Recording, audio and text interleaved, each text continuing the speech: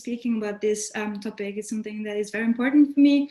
And this is about basically collaboration between developers and product teams, which I believe we all here are very excited as well to hear about.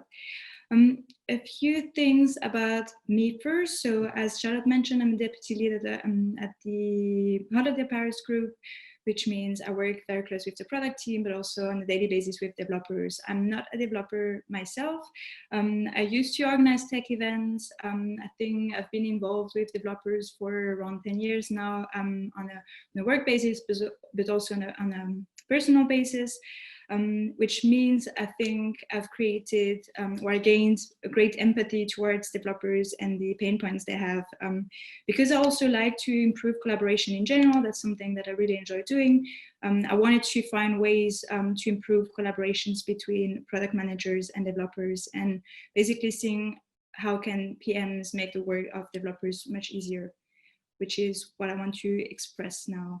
Why I wanted to do this? Because I think when I started working as a PM, I knew all the theory, I've read many things, I listened to many podcasts, and then I started working, and I discovered that the reality was much different than what I've read about.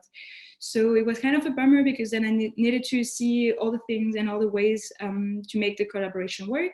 But I was lucky enough to be working in many different team setups and to see what worked in some teams and what worked in other teams, and be able to get all this input and understand better what makes great collaboration. And that's basically what I want to share with you now. Obviously, not everything will apply to you as well, but hopefully some of the things you can bring back to your teams and see if they work for you as well. There will be many different concepts, many different tips, and I will go pretty fast through all of them. But if you need more input on any of the things that I mentioned, there will be my contact details at the end. Please do reach out, or even better, join us at the chat and Q&A at 5 p.m. then. Because I usually, part of my job is also to do user research, and I think that is a very good transition from the previous speaker. I wanted to base this talk not on my gut feeling and what I discovered, but also on real issues from developers. So I did have a lot of conversations and interviews with different developers, and I wanted to know what they found annoying about their job. I also wanted to know what they found annoying about the product manager, to really be able to find where PMs could actually become much better in collaborating.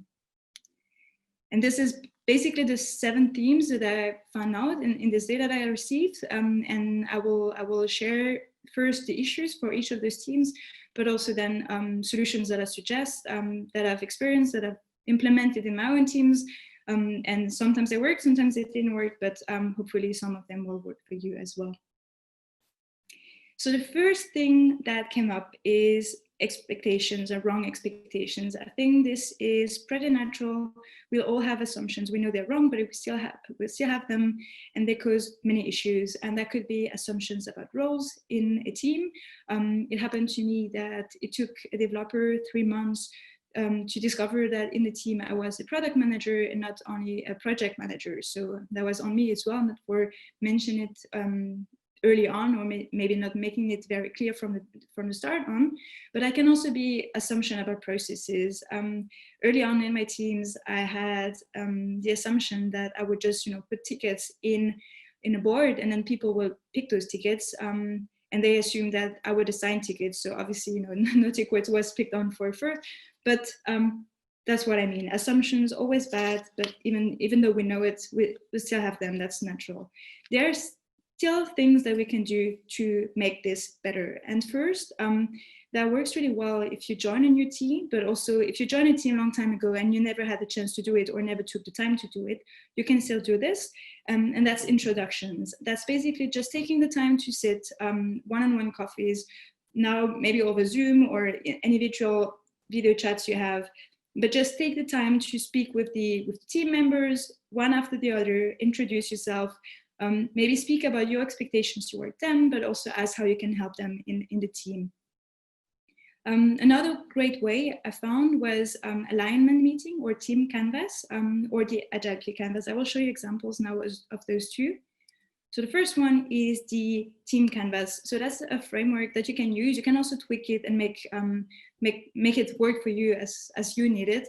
But basically, it's a meeting framework where you define together what's the purpose of the team, who's doing what in the team. So especially now, if you consider the UXDX format where you have this T-shaped experts touching different parts, then you can really say it here and define it and say who's able to do what in the team and how you want to work together, as well as the values, for example. The other one is the Agile PR canvas. So this one works slightly differently. So team canvas was more an alignment meeting. You do this together as a team.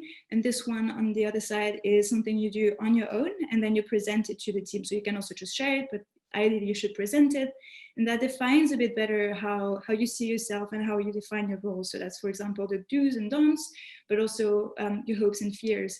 And that helps to create better empathy within the team and to understand better who are you working with. Then the second topic we have is collaboration processes. So if we imagine that you have this this alignment meeting where you already define a bit the roles and responsibilities, you might still have some issues on how to work together. And that can lead to having too many meetings or spending too much time on making estimations. Maybe you spend a lot of time being very frustrated because the PM has very specific deadlines, didn't reach out to the team to see if the deadlines are reachable or not. Maybe an unbalance of tasks between bugs and tech tickets and features. All this is leading to frustrations. Maybe the scope of tickets is not very clear, or maybe the tickets are too detailed or not detailed enough. Maybe you feel micromanaged, or maybe you don't have time to write any documentation or no tests. All these are micro or actually bigger issues also that are in the collaboration process that can be addressed. How? It's actually fairly easy, I would say. It also goes back to communication mostly. So again, if you have this one meeting where you define together as a team how you want to work, also take the time to define your workflow. So that could be defining the methodology. Do you need to do Scrum? Do you need to do Kanban? Do you need to do anything else? Do you need a mix? What makes sense for you? Do you need even estimations, or maybe you find them useful, maybe you want to drop them? What is the level of details you want to have in tickets? Maybe if you work with more junior developers in the team, it will be more important to really define what needs to be done. But maybe if you work with more senior people, they might find it like micromanagement. So discuss this and really see what works for you and what you want to have. And another thing that I really found helpful is the definition of done. I was surprised how many teams did not have something like this described. And I think it makes such a huge difference, because basically you define when you consider that a task is completed. And if you include there that the documentation needs to be updated, or that the test needs to be written, then you can ensure in the long term that you shouldn't become a frustration that documentation is not working or not up to date, or that the test coverage is bad. Because if it's included in every task, then you spend this time every time. You just have to make sure that this is clear for everyone and that this is what you want to have. Another thing that I mentioned was the issue with the deadlines. So that seems to be a big pet peeve of many developers, and I believe this really lies on the product managers not to really speak with the teams. But for this also there are solutions. So if you have a deadline that seems unreasonable, there must be two things you can do. You can negotiate either on the scope of the feature, so what needs to be achieved. If the deadline cannot move, then what can you achieve in that given time? Or you can negotiate on the time. If the scope cannot move, then you can extend the deadline. There's no other way. It has to be one or the other if it's not possible to reach a given deadline for a specific scope. What I found really helpful for negotiation is the user story mapping. So basically here you have a framework where you design basically, or you document the whole user journey and what tasks are needed for each of the steps. And then you can use this format as a basis for discussions with your development team, and really see for each of the steps what is needed now, what should be pushed to the next release or the release even further down. but use this as a collaborative tool to discuss what deadlines you want to commit to. We also have the so-called mysterious, urgent, or unplanned work. This again, I think, is something that happens a lot, especially for maybe more junior PMs when they don't really know how to say no, or the strategy is not always very clear, and that leads to requests from management that are not stopped or pushed back and then come to the development team, maybe also some stakeholders, maybe sometimes it's even the product manager that comes with some genius ideas that have to be squeezed somehow in some planning. But for this also, there are easy ways to fix it. And I say easy is not always easy to implement, but the solution is not so complicated, I would say. First one is just say no. So that applies both for the PM. So maybe try to push back ideas first, or for the developers also, just try this. It happened to me that I pushed some unplanned work to my team, and then the team just said no, and then I looked I looked very confused, but then I had to go back to the people who asked me, and then I also said no to them. And I think it was the last time I actually just accepted something without really considering if it really made sense. But if you don't want to just say no like this, another way is maybe to ask questions, and maybe you can ask, does it really make sense? What is the value of doing this now? What happens if we don't do it now? And you know, what else can we drop if we have to work on this very important things first?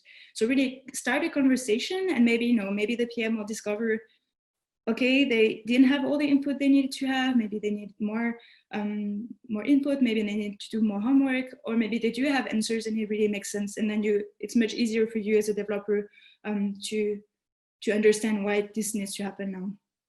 And another way is to make compromises. So that's basically for maybe more projects where you do have this happening quite frequently. I was in a team once where we had, it was really hard for the teams working with us to plan their campaigns. It was a marketing team to plan the campaigns much in advance. So we knew every time we had a sprint plan, some unplanned work would come. And then what we agreed on with the team was to take 3 Joker tickets per sprint, basically, where we knew those 3 tickets could come up every time, and they were not planned, but we knew they would happen every time. And just knowing we had this option actually made it much easier to deal with. Another one of the issues we have is the why and the how. So that's everything that goes around understanding the vision, understanding the strategy, understanding the direction, and mostly where it comes to problem is when there's no vision, no strategy, or no direction. That doesn't mean there's none in a company or in the product team, but that means usually that the developers or the team working on the solutions are not aware of that. So maybe the PM knows the strategy, maybe the PM knows where the team should be going, but doesn't communicate it well enough. That also comes to teams being asked very late in the process. So not so much when they define how the solution should look like, but then, you know, they're given already solutions of how the solution should look like, which also can lead to a lot of frustration because, you know, you hire experts or very skilled people, and then you don't really ask for their expertise, but you just give them solutions that they have to implement. What can we do against this? So first, if we go back to this, I'm a huge fan of this alignment meeting. Maybe you've understood that now.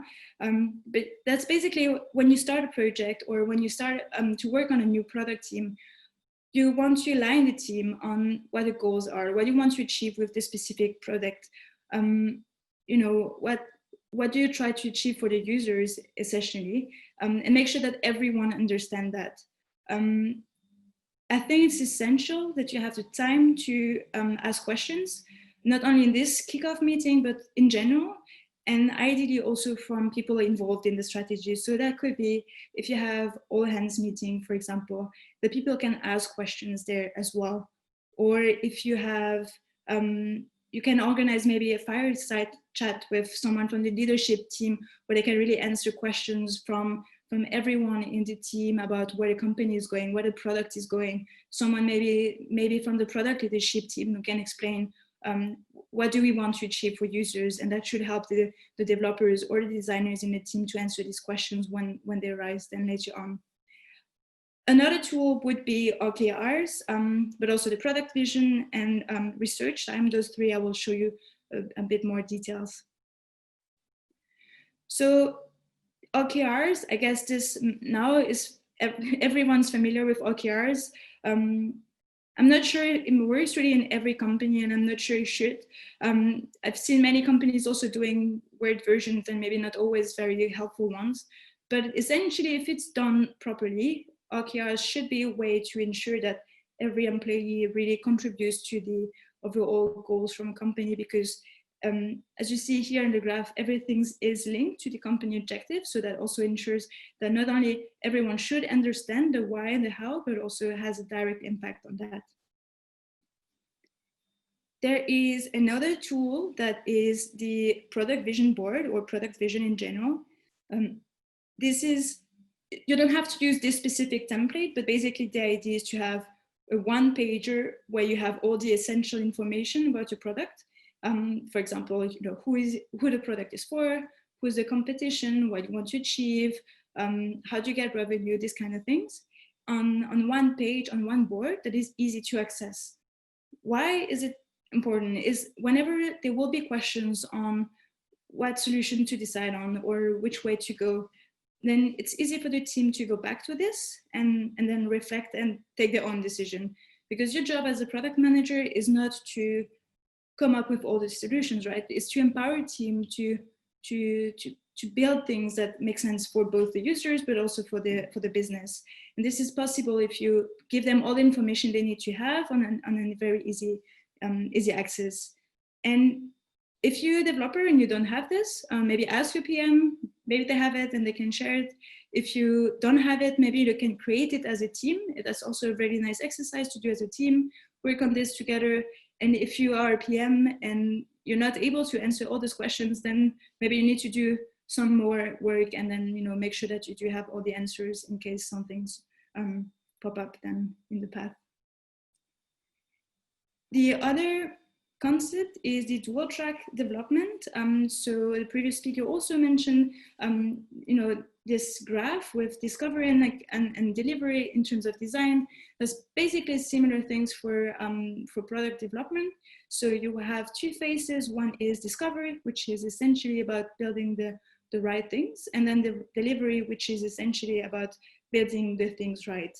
And we say usually that design and product should be involved mostly in discovery, and then developers should be involved mostly in delivery. But still, even if this is true, I believe, it doesn't mean that there are silos, right? So developers have to also give feedback on ideas, on solutions, on prototypes on a regular basis, and really be also part of this discovery as well. So how can you do this? You can maybe decide together as a team, we do stand-ups, and every time after the stand-up, we take 15 minutes and we discuss solutions or prototypes. You can also say once a week we do a meeting, where in the meeting we discuss solutions and prototype. Find what works best for you, but have this discussion and really include all the teams and all the team members in not only how to build things then afterwards, but also in deciding what to build and what makes sense. And use all the skills from every expert you have around you to really shape the best solutions. Another thing that came up a lot was the teams where you have a PM joining the team and the PM is non-technical, and this creates a lot of issues. Mostly coming up with wrong solutions because the PM doesn't have such an idea. That happens mostly if you don't involve the teams in this discovery phase that I just discussed. It can also lead, to underestimated work. Mostly, a PM thinking that's super easy to implement, we'll do this, so no-brainer, and then they don't realize that behind this huge pile of legacy code that cannot really be touched or is much more complicated than expected. And this, leads to promises, stakeholders, when this can be done, which are not reachable, and you have this loop of frustration coming up. Also, sometimes just not being aware of the dependencies and what might appear super easy on the first sight, might involve different projects, different people, different technologies. And also no appreciation. So that happens, when when you think, this feature was done very easy, very fast, and then you don't really appreciate the developers for making the effort and the investment of time sometimes, and then you don't really appreciate how good the new solution or the feature was. And for this, there are different things that I like to do. One is shadowing. So shadowing is essentially like pairing, but when you're not able really to give any good input to the developers. So that means you would pair with your product manager, for example, and the product manager will just see what you do and can ask questions. So that would be shadowing, which is helpful when you want to understand better how someone works, but also have the option to ask questions about things you don't understand. Another way to teach a non-technical PM to be a bit more technical is to have catch-up sessions. Here, I put planned catch-up sessions because I believe this is essential. If you don't plan them, they won't happen.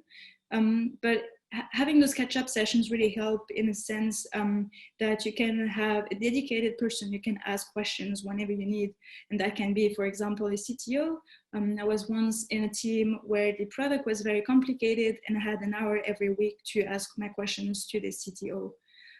But it can also be a lead developer or any developer. You can also rotate if no one wants to spend, an hour every week. Decide how much time you need and who can do it, but really make sure to plan them so they happen, because otherwise this always comes back in the very back of the list in the new to-dos. So make sure to plan these and then get on board. And then the more you do them, the more technical you become. And also related to this, when you're not so much a technical PM, it's really hard to deal with technical debt. So that's also something that Rory mentioned in the beginning. Obviously, we want to avoid having technical debt, but sometimes you also want to build prototypes really fast, to learn really fast, these kind of things, and it will happen anyways. So how can you deal with this? This gets frustrating when the business doesn't really see the value of fixing or addressing the technical debt. And for this, what can be helpful is just empowering the developers to create their own tickets and then pitch them. And you as a product manager, you should be there to help them to assess the impact and then plan these against other feature work, for example. What also worked for us about the technical debt was because we were working with OKRs and we had these 2 weeks of alignment every quarter, that we took those 2 weeks to work on technical debt. So we had every quarter 2 weeks dedicated to this, and then we ignored it. But then, also here, same, define what debt you have and what's the impact of it. Is it needed to address it now? Or can you address it later, and how do you want to address it? And I have the feedback on value. So that's one of the core things I've discovered by talking to people about what they enjoy about the job, is really to see that they've done something that is used by people and that it has an impact somehow. I believe this is not only restricted to developer, I think also for and many other jobs, basically, this is very important to see that we're doing something that is valuable and that has an impact. But this is also true for developers. So I've seen many times that developers are not aware of users using the product, or not really aware of the impact that it has on the business, or not really aware of the impact at all. So they do a great job, but they have this feedback loop is missing. And for this, I believe there's 3 very key elements to consider. One is, if you work in a product team, most likely they do have KPIs or metrics that you want to move. If you're a PM, probably you check those metrics, but maybe you don't share them with the team. If you don't, maybe start doing this. And if you're a developer, maybe ask your PM to share these. It's nice if you have a dashboard that you can go back to, but it also, I think, needs to be a bit more actively shared. So if you have team meetings, make sure to include a bit of time where you go through the metrics and you really show the impact you had. And maybe you can also have small discussions on what can be done to go in that direction even better and move those metrics even more. Another one is the user feedback. So that is essentially seeing how people use your product or discovering how they use it. That can be, if you work on an app, go in the App Store, in the Play Store, and see what people write in the reviews. That can be, if you have a support email, maybe check in the inbox and see what people complain about your product. Maybe you can also go on Twitter and see what people tweet about your product. I don't know if people tweet that much anymore about products, but you know, see where the conversation is happening about the product, and then you know, get this feedback and then this understanding of what is said. It might hurt a bit at first, but if you don't check it, then anyways, you're not aware of what you can improve. And user testing, so this was mentioned as well. I think designers and PMs are pretty used to that. And I see more and more developers also getting involved in that. But if you're not doing it yet, maybe ask to be involved in the user testings. Or maybe you get videos and then you can see the whole team together and then watch videos together, and then also discuss solutions and really issues of users interacting with your product. I've seen the best solutions coming from developers really seeing the users using the product, and most of the times I also thought about things that I would never think of, because you know, we don't have the same skill set, and we don't have the same mindset either. So just like join all the forces and check what you can do together. And last one is the freedom to try new technologies. And the new technologies is something that is, I think, especially important for developers, because you always have new things coming up and you want to try them. And as cool as it is to work on impactful things, I think it's also very important that you have this freedom, you know, to innovate and try new things as well. This is not always possible for different reasons. First, because the business doesn't always see the value in this, and you know, doesn't always understand why it's essential to also innovate and also keep people up to date with new technologies. Another thing is, we usually, especially if you're in a startup environment, always kind of in this firefighting mode where you don't really have time to do new things, and we just want to get done things as fast as we can and create value, this kind of things. So the business doesn't always see the value in this, and it's not always accepted, which leads to frustration, leads to people leaving. This is something you want to avoid. But luckily, there are ways to show this value to the business as well. You just have to tweak a bit the scenario and the narrative here. One is, for example, pet projects. So we had a developer who wanted to learn Go, but we had no Go in our environment at the moment. So what we did, we needed a microservice, and then he managed actually to pitch that this microservice would actually be a really good fit for learning Go. And then we got 2 people working on the prototype for this microservice in Go, and then that's one of the services that we have running now. Another thing is, maybe you can dedicate time. So I think Google is really famous for this, and not everyone's Google, of course, but you can see, maybe you want to dedicate one day every month, or every Friday afternoon, or maybe you can say every Friday. That really depends on the company's setup and on what you need to do, but see how you can dedicate time on a regular basis to allow people to try new things. And if you need to have this business impact a bit more present, you can also go for hackathon or hack days. Many more companies are doing this now than a few years ago, but basically you can go from a business problem that you want to solve, or even user problems that you want to solve, and then leave the creativity to your teams to really experiment and come up with solutions. So that can be a good way for them to try new things and at the same time still have an impact for the business. Another thing that can be done is also internal conferences. Internal conferences can also be for people to learn new skill sets and then maybe teach others or have a talk about it. And if you give them a few hours to prepare for this, that's also a good way for them to dig a bit deeper. So that those examples, you can really see how much time you have and how much time you can let people invest in these learnings. But there are ways to do it, because if you don't do it, the issue is that people will get frustrated and other companies might have these options for them. In short, what I would recommend, I think I truly believe communicating is very, very important. Without communication, you don't understand what the issues are and you don't understand the frustrations, which let people leave at the end. So if you're a developer, be proactive. If you're a product manager, be proactive in asking your team what can be improved. But either way, if there's any part of frustration that starts to arise, be proactive in addressing this. Communicate and ask feedback. So it's very important that you have this psychological safety in teams where you can really share the issues and also ask for feedback of what can be improved in the team.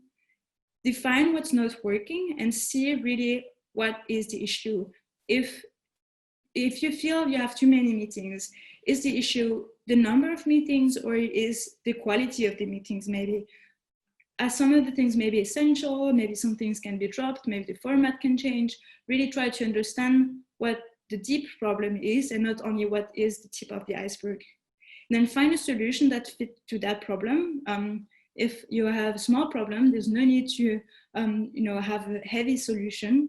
You don't want to kill a fly with a bazooka. So try to really understand the problem and find a solution for that specific problem.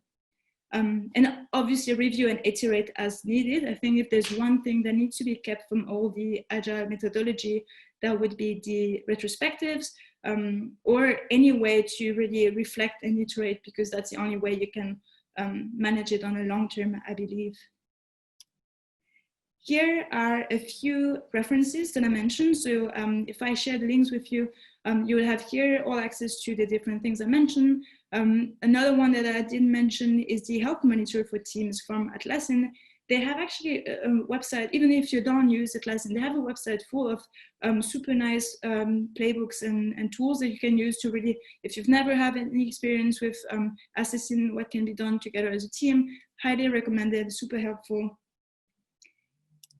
But also, if you have more questions or if you have more issues that I haven't addressed here in the talk, I'm always happy to discuss this, because this is really a pet project of mine. I really do enjoy getting feedback and iterating myself on what can be done for teams.